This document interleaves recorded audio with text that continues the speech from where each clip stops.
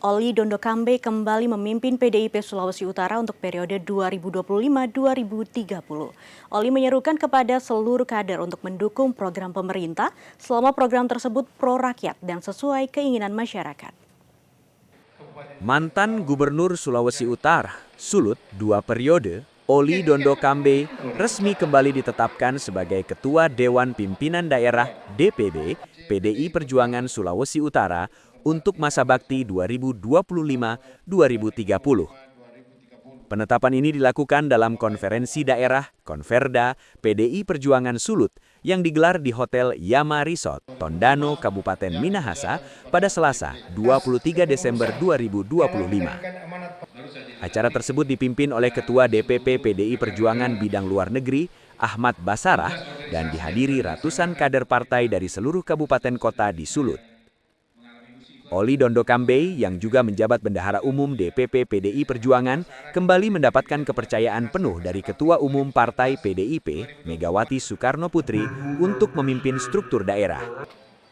Oli menyerukan kepada seluruh kader PDI Perjuangan di Sulut untuk mendukung program pemerintah selama program tersebut pro rakyat dan sesuai dengan keinginan masyarakat. Tentunya kita berharap di pemilu 2009 dengan tercapainya konsolidasi partai yang baik, tentunya kita mengharapkan semua bisa kita mempertahankan kembali kemenangan yang ada di Provinsi Sulawesi Utara, pileg dan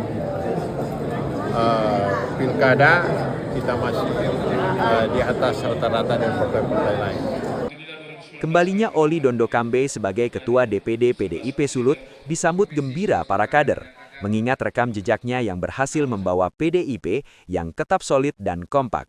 Saya rasa figur beliau ini belum tergantikan untuk memimpin PDI Perjuangan di Sulawesi Utara karena di bawah kepemimpinan beliau selama beberapa periode ini kita solid ya dan tetap kompak, bahkan tentu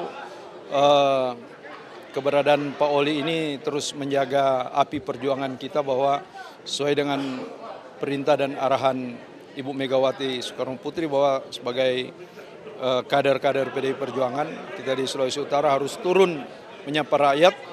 Jadi inilah awal kami kembali akan melaksanakan tugas dan tanggung jawab selaku pengurus Partai Demokrasi Indonesia Perjuangan di Sulawesi Utara.